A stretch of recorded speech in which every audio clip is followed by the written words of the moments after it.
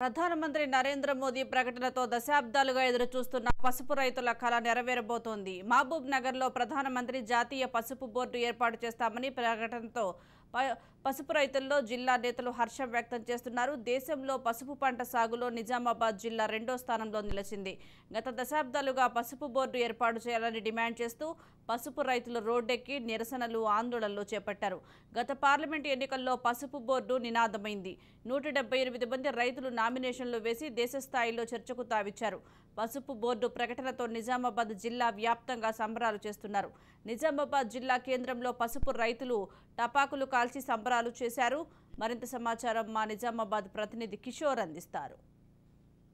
పాలమూరులో ప్రధాని నరేంద్ర మోడీ పసుపు బోర్డు ఏర్పాటు ప్రకటన నేపథ్యంలో అటు నిజామాబాద్ జిల్లాలో సంబరాలు అంబరాలంటే ముఖ్యంగా రైతులు ఆనందంగా వ్యక్తం చేస్తున్నారు. ఎన్నో దశాబ్దాల కళను నెరవేర్చారని కూడా వారు చెప్తున్న పరిస్థితి. ప్రస్తుతం మనతో జిల్లాకు సంబంధించిన పసుపు రైతులు ఉన్నారు. చెప్పండి, అసలు పసుపు బోర్డు ఏర్పాటు ప్రకటన కొద్దిసేపటి క్రితం వచ్చింది. దీన్ని ఏ విధంగా చూస్తారు?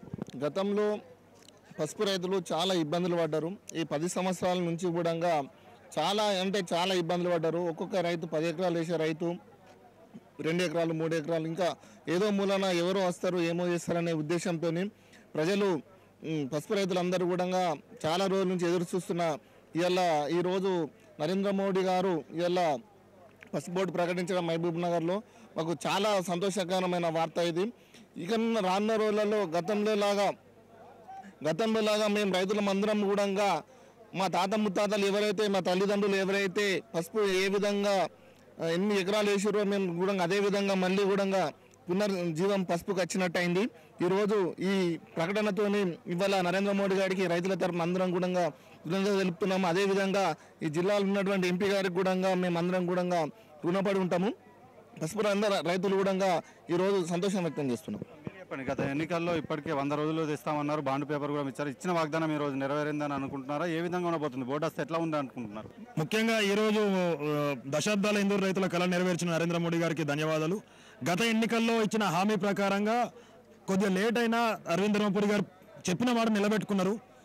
ఇందూరు పసుపు రైతులు ప్రపంచవ్యాప్తంగా ఇక్కడ పసుపును దేశ విదేశాలకు ఎగుమతి చేయడంలో కానీ ఇక్కడున్న క్వాలిటీ పరంగా ప్రపంచానికి పసుపు యొక్క ప్రాముఖ్యత తెలిపిన గడ్డ ఇందూరు గడ్డ కావున ఇక్కడ బోర్డు ఏర్పాటు విషయం గత మేము 40-50 సంవత్సరాల నుంచి ఇక్కడ ఉన్న రైతులు కోరుకుంటున్న పని.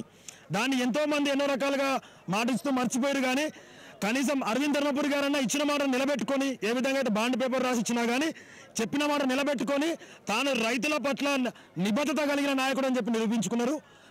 దాన్ని దృష్టిలో ఉంచుకొని మా పసుపు రైతుల కోరిక మేరకు నిజామాబాద్కు పసుపు బోర్డు తీసుకొచ్చినందుకు వారి కృషికి ఖచ్చితంగా మా రైతుల పట్ల వారికి ధన్యవాదాలు తెలుపుతున్నాం. చెప్పండి, ఈరోజు పసుపు బోర్డు వచ్చింది, ఎలా ఉండబోతుంది అనుకుంటున్నారు? పసుపు రైతుల పరిస్థితి ఇక ముందు. ఈరోజు ముందుగా ప్రధానమంత్రి నరేంద్ర మోడీ గారికి ధన్యవాదాలు తెలుపుతూ పసుపు బోర్డు ఏదైతే ప్రకటించిండ్రో ఏదైతే పసుపు రైతులు ఉన్నారో వారు చాలా ఆనందంతో వారి చిరకాల వాంఛ నెరవేరిందని సంబరాలు చేసుకుంటున్న ఈ సందర్భంలో వారికి కూడా వాళ్ళ పోరాట ఫలితంగా ఏదైతే ఈ సాధించుకున్నారో నరేంద్ర మోడీ గారు కూడా వీరి ఏదైతే ఆలోచన విధానం ఉందో పసుపు బోర్డు తప్పనిసరి కావాలనే సదుద్దేశంతో రైతులకు ఈ పసుపు బోర్డు ప్రకటించడం జరిగింది. ఈ పసుపు బోర్డు తోటి ఏదైతే ఎగుమతులు దిగుమతులు ఉన్నాయో ఇందూరు నగరంలో ఏదైతే జిల్లా ఉందో అందులో ముఖ్యంగా అంకాపూరు పసుపు అంటేనే ప్రతి ఒక్కరికి చాలా విశ్వాసం. మంచి పంట పండిస్తారు, మంచి దిగుబడి వస్తుంది, మంచి రేట్ వస్తుందని ప్రపంచ దేశాలకు కూడా చాటినటువంటి ఈ అంకాపూర్ రైతులు శుభాకాంక్షలు తెలియజేస్తూ అదేవిధంగా మరొకసారి కూడా నరేంద్ర మోడీ గారికి శుభాకాంక్షలు తెలియజేస్తాం. మొత్తానికి మాత్రం ఇటు పసుపు బోర్డు ఏర్పాటుపై జిల్లా రైతులు హర్షం వ్యక్తం చేస్తున్నారు. రానున్న రోజుల్లో తమకు మంచి రోజులు వస్తాయని ఆశాభావం వ్యక్తం చేస్తున్నారు. కెమెరా పర్సన్ చైతన్యతో కిషోర్, రాజ్ న్యూస్, నిజామాబాద్ నుంచి.